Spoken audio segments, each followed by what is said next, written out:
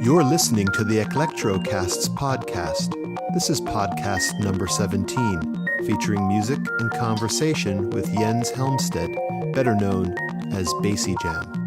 Jens spent an hour chatting with us about his music, both past and present, and notably about the exotic mix of experiences and inspirations he draws from to create a unique sonic carpet. Hey, welcome everybody to another installment of Electrocasts. This is Jeff, and I'm here with Case, as always. And we're very happy to have on the show this time round Jens. You know Jens under his artist name Bassy Jam.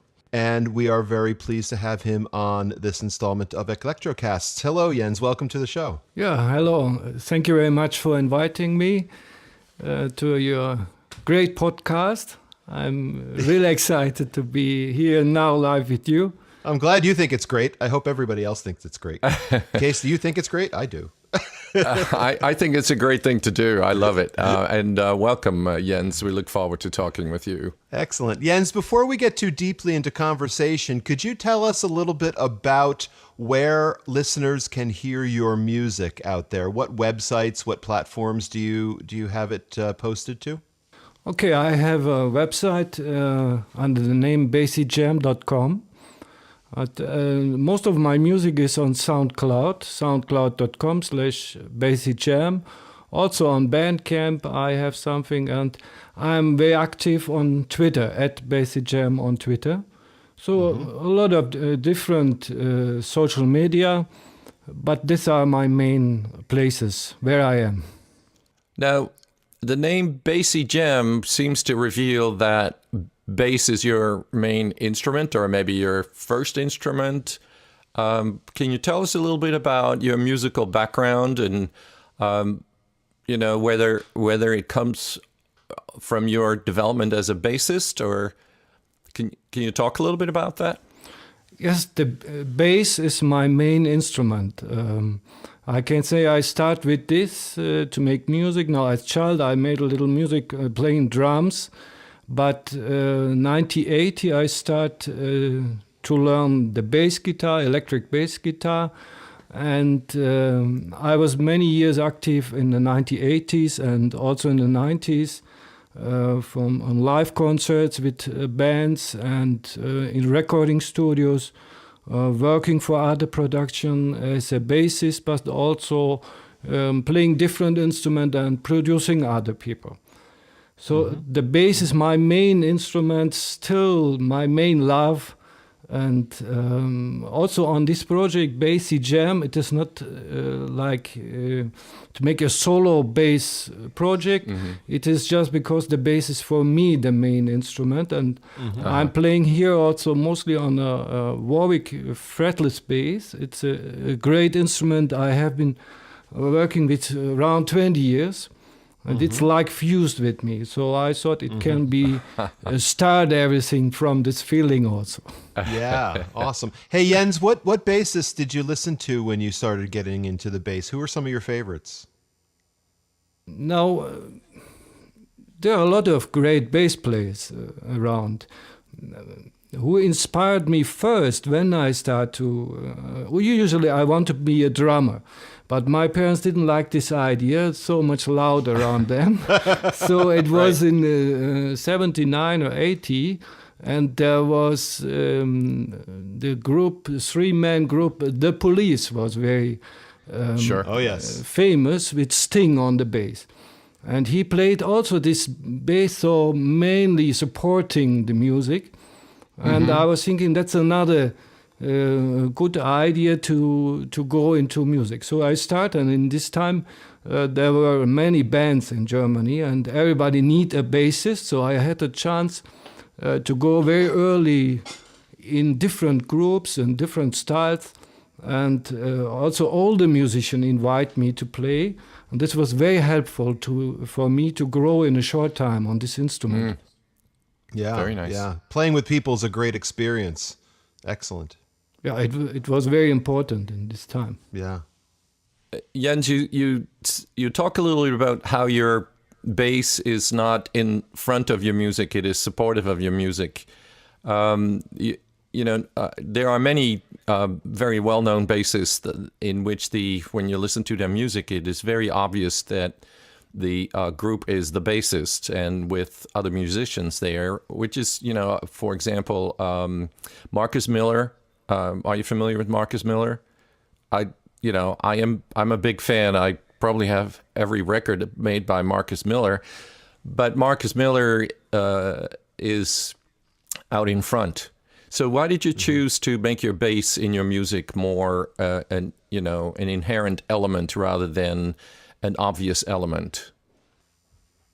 No, I think for this kind of bass music, like Marcus Miller or other, Jaco Pastorius, Weather Report, I listened to all this. I have many records from this time, and but it was maybe my experience in so many different bands that I had this job in the band to bring the musicians together. I learned very early that the part of the bass in a band or even in my own music projects is to connect the rhythm section with the chord players and solo instruments and the vocals.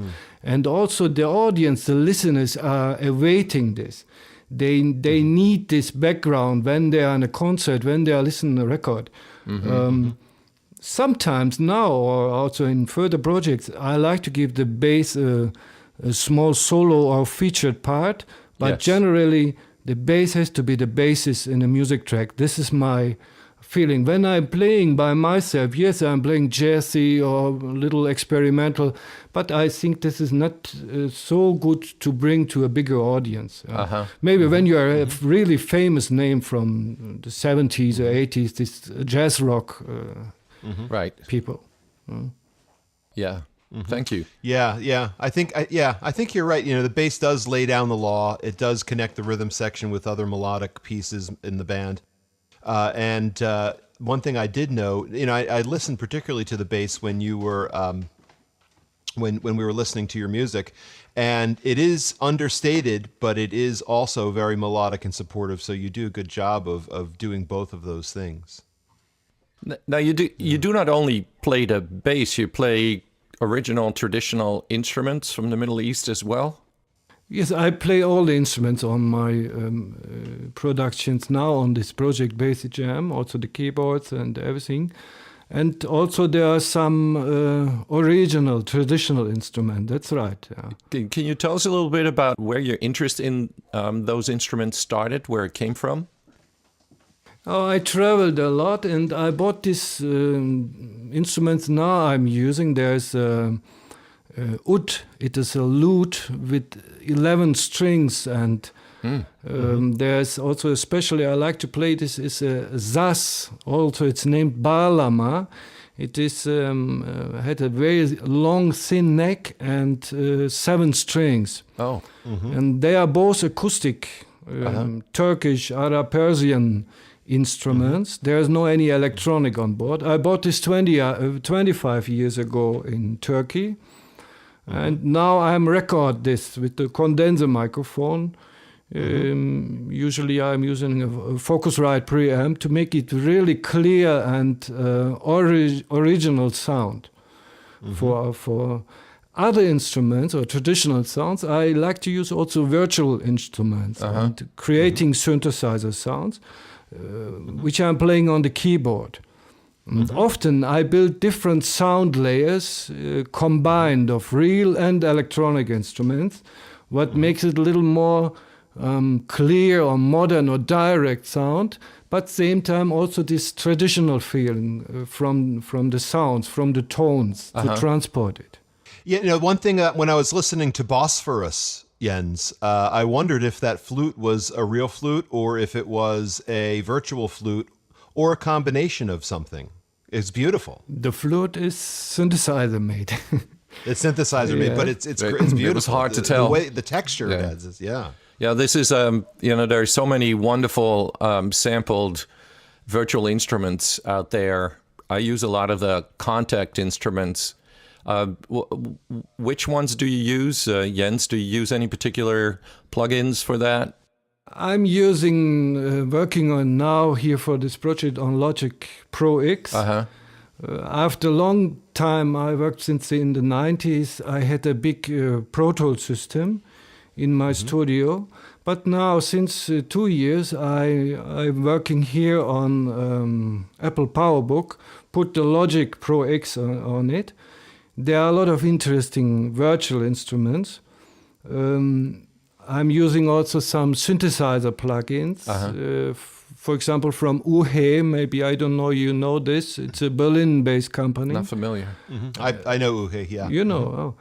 There's new also the Alchemy synthesizer, what is in Apple Logic Pro X since some months. It is really very amazing to work with this and to bring sounds out. So I said I'm recording original sounds like the traditional stringed instruments, or I have an old accordion from the 1950s from my grandmother. I get this. Some of these old instruments I bring together then with the synthesizer sounds. Yeah. And you do a great job of it, really. It adds a lot of texture to your music, and that's one of the things that, I mean, when I try to do in isotherm music to a certain extent, and you do it a lot better than I do, it seems, is to mix a lot of different layers and textures together, and especially I think those real instruments like the oud and the accordion and I can't remember the 7-string Persian instrument you mentioned. I can't remember the name of it, but all those things together really adds for a great texture, and that's very appealing in your music. Well, and Jeff was talking about Bosphorus, and you use those instruments in there, but it's very clear that there is some jazz inside of you, isn't there? That has a very jazz influenced feel, that track. Yes, it has some jazz influence, fusion, we can say, and also it is so that the Bosporus, I think everybody knows this, it's at the border between two continents, Europe and Asia, in Istanbul, the big city. And since mid of the 1980s, I have been many times traveled to Istanbul, all over Turkey.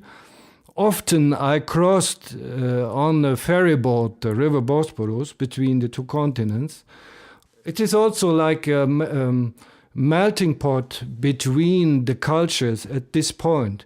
So the Western, traditionally, or modern Western music and the Eastern music, especially Oriental music, it is coming together at this place. So I try to bring also jazz fusion, some indie house rhythms, electronic music together with Oriental and different kind of world music. You know, Bosporus and another track we're going to listen and discuss a little bit, Farewell, are both from your Caravan Routes album. Is it safe to say that Caravan Routes is kind of almost like an audio travelogue? It's really based on your traveling experiences in that area? Yeah? Yes, it is like this. It is a story, or it is also from my experience. I traveled some part of the old Silk Road, legendary Silk Road, and I got in touch with art and architecture in this area, also with different kind of musicians who are more traditional in the villages, nomad music playing, but also who had a kind of classical, Oriental classical study. And this music is very different than we know from the Western. There are not only more tones, the instrumentation is very different, and the different roles of the instruments. Because it was very unexpected to hear this accordion come in. And I personally like that in music, they sort of wake you up a little bit, and it makes you just listen a little deeper and a little harder. But I also thought it was interesting musically because it has a real, and that might be because of an accordion, but it also was this connection with some, deep-rooted American music, and Zydeco music really comes out of the Creole, the Louisiana Creole experiences. So it has, otherworldly, it has musical roots from outside of the United States. And so I just really enjoyed that moment, and I just was wondering why you chose to insert that into that track. Okay, it is not so clear maybe to understand, and also I have not this thinking everything has to be clear out. I like to make sometimes some small interruptions. So something, how you say it, people are not expecting. What is this? Why is this here? Yeah? It makes also again more interested to listen. What's going on? What will be the next changing? And so about the accordion from my grandmother, she was playing it just personal in the 1950s. And later, and I was thinking in this moment with the Bosporus, it's so in Germany the accordion is part of the traditional Bavarian folk music, and you know this, and even the sailor music from the North Sea coast has this instrument inside. So when I made this music, I was thinking it is like a greeting from a sailor from Germany, because it's not important where I'm from, but in this situation. And it can be a good connection because you can see on the Bosporus ships from all over the world. And it is like a connection between different continents, between different cultures. So this short playing, it is like a homage also to the situation, or maybe a homage to my grandmother who brought me into music. And there's another part in this Bosporus where also some ambient sounds from the Bosporus boats I recorded there. And it's a short part, and I put this inside. It's also another break in this track. Why don't we hear Bosporus, and then maybe we can circle back and talk a little bit more about that. Does that sound good? Okay. Yeah, okay. So if you're just joining us, we're speaking to Jens, or as you may know him, Bassy Jam. And we're discussing a lot of the influence in his music that kind of unite Eastern, Middle Eastern, Western, Far Eastern music, a lot of ethnic different flavors in his music. And that's evident in this track. This is called Bosphorus here on Electrocasts.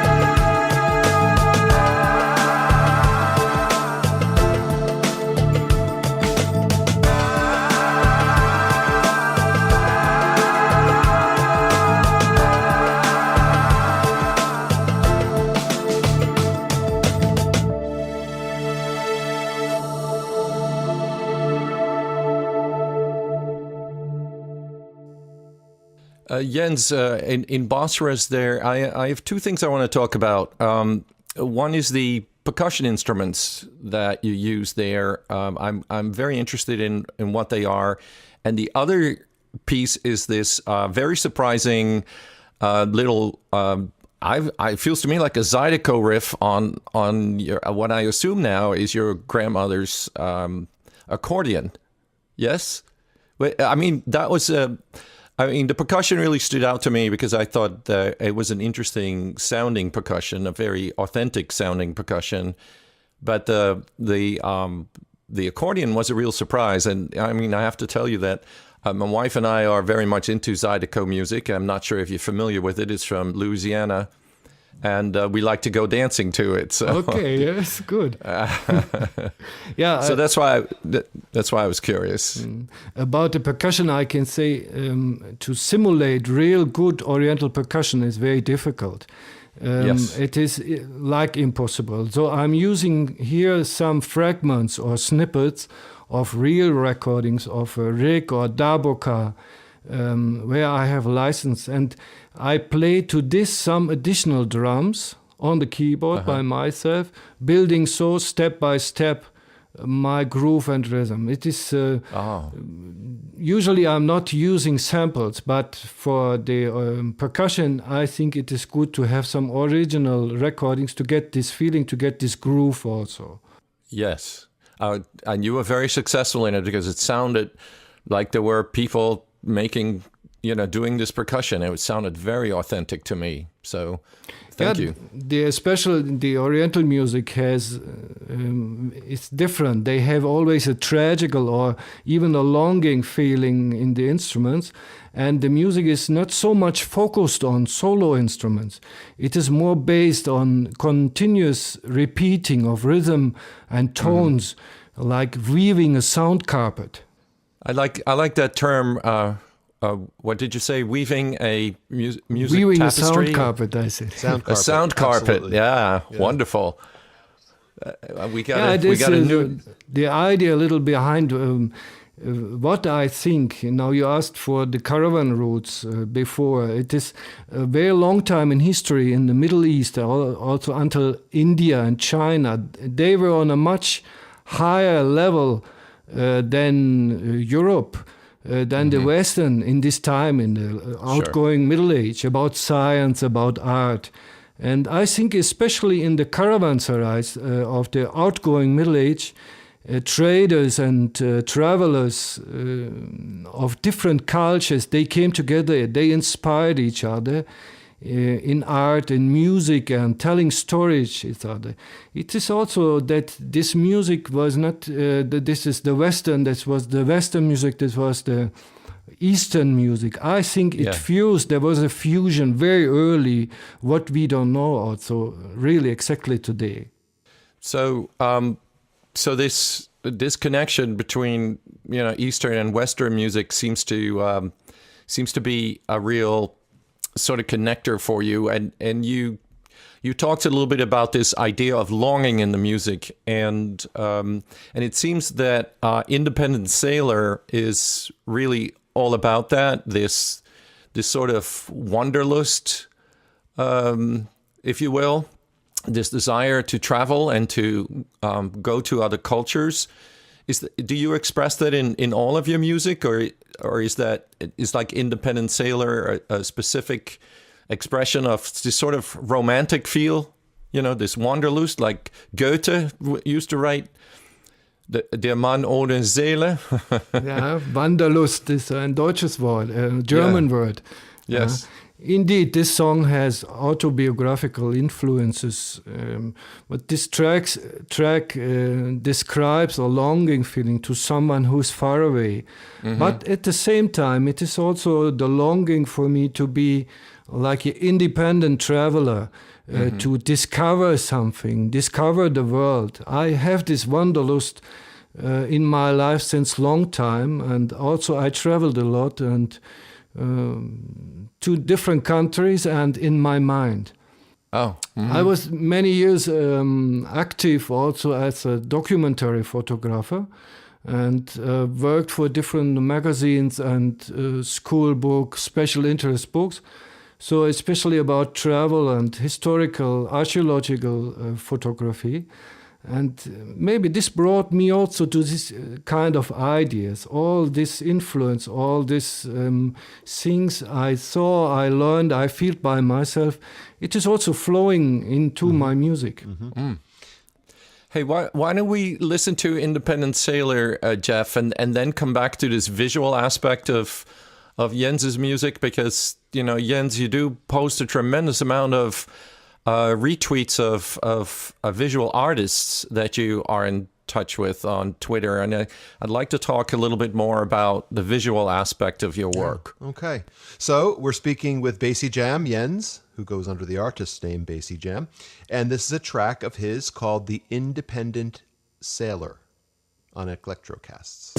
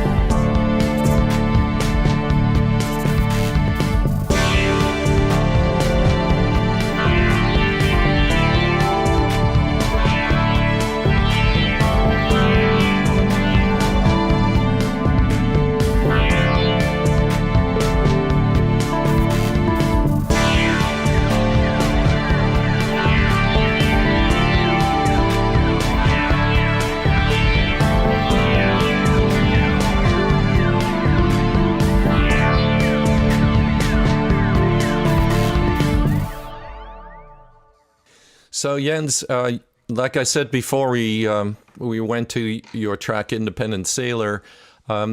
You do post a lot of retweets of visual artists, fine artists that you converse with on Twitter. Do you do any visual art yourself besides photography?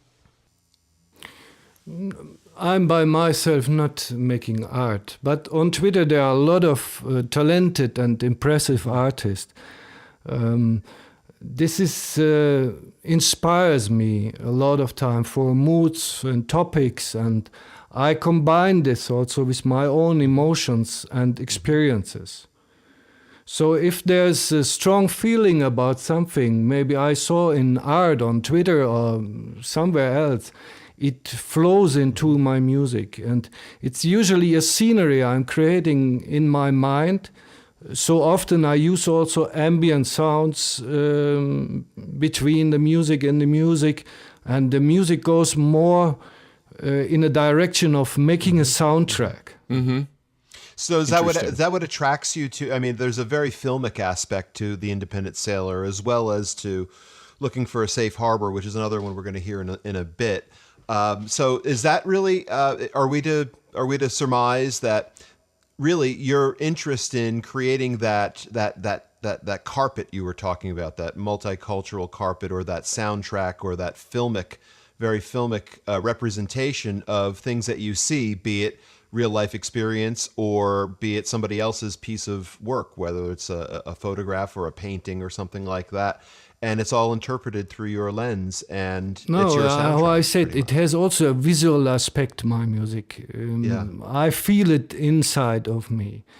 And sometimes I can say concrete, this is the situation moved me, or this picture really inspired me. Or it is just a feeling in my heart, in my mind.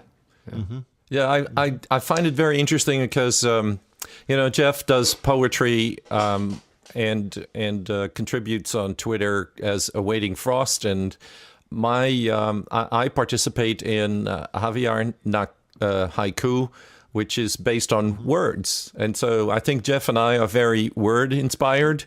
And I found it very interesting to meet another artist who's very visually inspired. And one of the things that strike me, Jens, about the examples or the retweets that you do, that you seem to have an attraction to saturation in color. A lot of the pieces that you retweet are very colorful, but they're also very saturated. And also your cover art is you use a lot of saturated colors. How does that, and I may be totally wrong about this attraction, but it just strikes me that way. How does it express itself in your music, this sense of saturation? That's a good question. Really, it is so also in my covers, and I have this feeling for the saturated pictures. Maybe it is so all is concentrate in one piece. Mm-hmm. When you see a film, when you see, when you read a book or poetry or something, it is going on, it is changing. But here it is always concentrate in one piece of art, or maybe also in one track and one music track. Right. I cannot really explain why I'm doing this, but it is. I have a strong feeling for this. Yes. Yeah. The deepest attractions that we have are usually inexplicable, and we may have to go in deep therapy to find out. Yeah. Now, Jeff started talking about Looking for a Safe Harbor, and that is a project. Or maybe I'm mistaken. Is that a project you're doing together with a visual artist, with Lavada June? Yes, it became a project together. It was so that this summer, 2015, I had a conversation on Twitter with the American painting artist Lavada June, and she's painting really very impressive oil on canvas pictures, great abstract art also.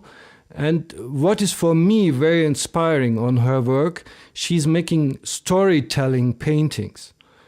So we were both emotional, moved by photos and news about the human tragedy of refugees who crossed the Mediterranean Sea to reach Europe, what was everywhere in the media in this summer, now still going on. And she painted a picture with the title, Looking for a Safe Harbor. And this inspired me to make the music, which is also a kind of soundtrack that should try to describe the feelings of fear and the dangerous situation on these refugee boats, and even the death many people found there. So it was very emotional for me, and it was very emotional for her also in her painting, how we spoke. So after this, we start a collaboration project. Now we want to present more oil on canvas paintings in art videos with soundtrack music. We have one more on YouTube. It's our latest video. It is named Headless Woman in Brickyard. And it is also a little social situation, what happened to the people or what's going on the world. But we don't want to make just dramatic situations or this. This is just came out because it was so strong this summer, this situation about a refugee tragedy. This collaboration with Lavada June is going to result in really an album's worth of pieces? We are open. We will see. We will make some videos together. She is also providing the cover for some songs. We have some songs, some pieces in progress. Also, I'm sending her music, and she's getting inspired. I'm getting inspired. Now we will see what will come out of this. I'm very hopeful that it will be a very creative collaboration. And something also we have fun to do on this. Yeah, of course. Yeah. Of course. You have to have fun doing it. Yeah. This is just such a wonderful example of the of how social media can work for artists. You know, this kind of how on earth would you have otherwise known of her work and even considered collaborating together? So I think this is really what social media is about, is the bringing together of creative people, and we're happy here at Collectrocast to be of great support to that. And the beneficiaries of it too. So yes, the beneficiaries, absolutely. Yeah. Looking for Safe Harbors, another track from Bassy Jam. We're going to hear that right now. This is based on a painting by the American artist Lavada June, and Looking for a Safe Harbor on Electrocasts.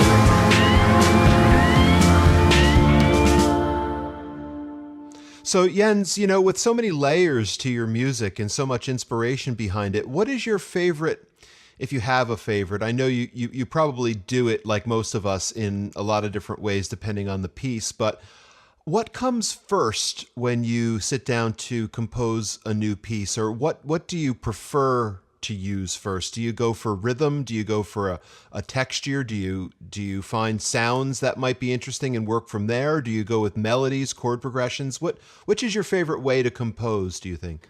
No, there's no way I'm starting every time. First is coming my feeling. It is getting stronger. It is getting so strong. Now it has to come out.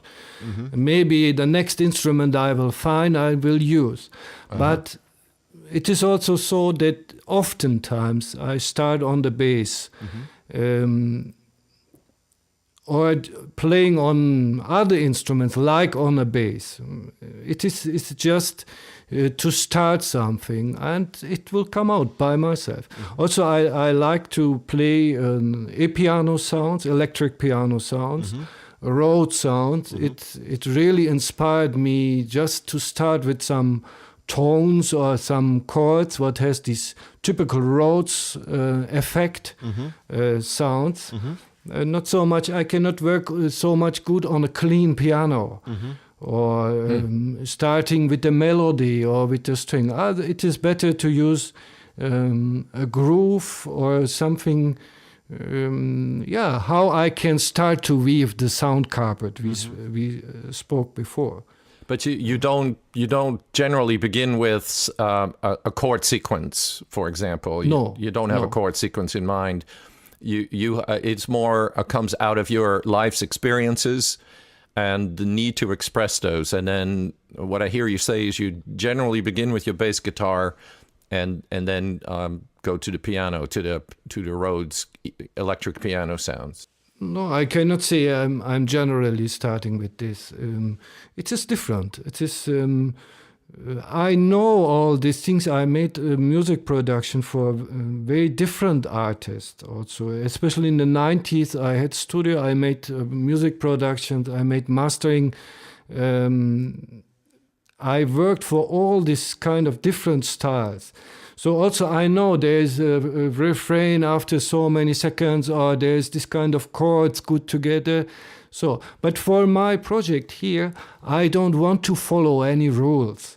I'm doing it just how it is coming out, and maybe then I start to use it from this moment, from this feeling, automatically from my experience. It is so that when I have the idea and I get the main idea, I will listen it several times, and if I really like by myself, I will start to look more deeper. I will be very careful about every instrument. It's not just like I'm doing some session and publish it. But for the main idea, to bring it out, I let myself as free as possible. I can say like this. Now, automatically, we learned this. I'm making so long time music. I am not free of all these things, of all these roles and rules. Yeah? But I hope that in the moment of the making the process, the really creative process, I hope then to be as free as possible in this moment. I think both Jeff and I can really identify with that process. I think we have very similar approaches. Like I know Jeff takes like his little mini keyboard on the road with his phone or his iPad and often lays down, initial ideas and then digs in much, much deeper. And I think all of us probably have a cache of short recordings of ideas. That are looking for a home, right? That are looking for a home. That looking to become a carpet, right? A tapestry. A bunch of independent sailors looking for a safe harbor. Yeah, it is not getting easier because we have too many possibilities today. I remember in the 1980s, just to start with a cassette player, a cassette recorder. Yeah. And then I put two cassette recorders together. something simultan working. Then Right. came some four-track recording. Yeah. Multi-track recording. It Yes. was really Yeah. great. Yeah. And Yeah. it was going on like this. In the early 90s, I started to work with Alesis Adat. Maybe you remember Adat, Yeah. 8-track. Yes, Alessis. Yep, ADAT. Yes, we've both worked with ADATs. Yeah. Yeah, and put 3 machines together, then 24 tracks with the old Soundcraft mixer and so. And it was going on. Then after Pro Tools was giving a lot of possibilities. Yeah. It is still so that I said before, 2 years ago, I switched a little to a smaller system on a laptop. Because of this, I used this Logic Pro X. Before, I had too many things around me. This 19-inch rack full, the studios end. Yeah. And now it's really more easy to concentrate this. I have some additional synthesizers. I have professional plugins for mixing, mastering. But also, it means I'm working with professional stuff, but I don't like it by now if there's too much around me. Like before. It was like collection. Yeah, sure. It makes full also, and now it is more easy to get free for the music than before. Yeah. Yeah, and one of the things that I like is it gives you more orchestral opportunities that would, for just, ordinary musicians would be unaffordable or very hard to accomplish. And so, all these sampled instruments allow you to play and do things that were otherwise just completely out of your reach. So I do agree with you that it is much less stuff, but all the stuff is now ended up inside a computer. So it can still be pretty overwhelming dealing. There's this new plugin, and then you can go on and on and on. But I'm pretty confident actually that Jens, you could probably produce a really great recording with just a 4-track tape recorder. I'm pretty confident you could do that. No, long time I didn't make, but still I have a 4-track recorder. Yeah, me too. I do. It's collecting dust. Well, and they've become very small too. I have a Zoom HN4, H2N4 or something, and it actually can function as a 4-track recorder. But it is about as big as your hand. So these things used to be taking up like a whole coffee table. I know what's going on, what's the latest tech, yes, but I'm not so really interested to follow every detail. This was maybe until 10 years ago I was doing like this and reading every magazine or what's the news here and there. But now there's not so much changing also. Sometimes some main things coming out. But I think it is more important to think what I can take out of these tools. Now, how is this name of who is using these plugins? The musicians like to talk about this. This kind of talking for me is not so much interesting. I want to use it. It's a tool. It's an instrument. It's something make a tone the same than I will use a spoon on the glass or something else. Right. Yeah. Yes. Turning to the track Farewell, which we're going to use to ride out our conversation here at Electrocasts. This is also from the Caravan Routes album.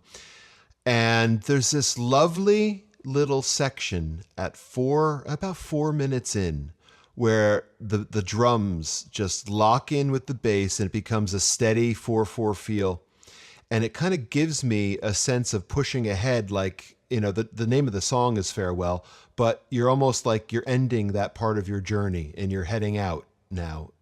Does that make any sense? Am I hearing that right, or is that a little off base? Jens? No, the track name is Farewell, but it is also the beginning of the journey. It means I will say farewell to the people, and who was like this kind of travelers in the old times. They were on the road some years, maybe. Yeah, they never seen their people. It's also this longing like wanderlust we spoke, and it's also the longing to say now when I will come back to my family. And so the different parts in farewell, it is like this. It is all time moving. You are waiting for something new, but also you remember the people you left behind you. You will not see a long time. And it is also, I think, in this music maybe, I said before, maybe very melancholic or dramatic or tragic style in the Oriental music. But not only like this, it seems sometimes for us from Western cultures like this, the music has a very deep, very strong feeling to everything. And it is repeating, and it is repeating also these feelings. It is building something, what is like a friend on the road. The music... every time you are inspired by something new, and you are also carrying all these things from your home or from this what you are awaiting from the future or from the next goal or aim or destination. Yeah? Very true. I'm not sure it was the answer to your question, but No, I think that was great because that was great, Jens, because what I kind of envisioned you leaving your new experiences almost like a pilgrim would stay in a certain place and then move on. But what you're saying is, the farewell is to the farewell of everybody you're leaving behind to gain these new experiences. So I think that's fantastic. Yeah, I think the end and the beginning, this is the same. Yeah, it is the same. Yeah, and you're it's right. also Right. in music Full circle. sometimes like this. When we start a new track, we are waiting something from this. What's coming out, what we get, what kind of input we get from this making music. And when it is finished, I don't know how it is for you, but for me, when it is finished and I say, now this is the master version, or now I will stop, I can do every time, then the next is waiting to come out. And also the old one, the last one, I'm carrying with me. So great. Jens, it was a pleasure spending an hour talking to you. We're really happy that we connected with you and that we have the pleasure of listening to your music here on Electrocasts. Yeah, I have to say it was a real pleasure meeting you in person and to be able to talk with you face to face. I found it a real privilege. I admire your music. I recently have tried to emulate some of the atmosphere in your music, and hopefully in the near future I'll be able to share that with you. But this is really a lot of fun, and I particularly like your phrase of weaving I'd say weaving a magic sound carpet. That would be kind of like very appropriate for the way you look at your music. So what a privilege to be able to talk to you. Thank you very much. Yeah, thank you. It was very nice to speak with you. Very nice, very happy to meet you. And it was a great hour and great experience here. Yeah. Well, thank you. To talk each other. Super. Wonderful. So everybody, thank you for listening. Again, we've been speaking with Bassy Jam, or Jens, and we're going to ride out this installment of Electrocasts with his track from his album Caravan Routes. This is called Farewell. Take care, everybody. Thank you. Thank you.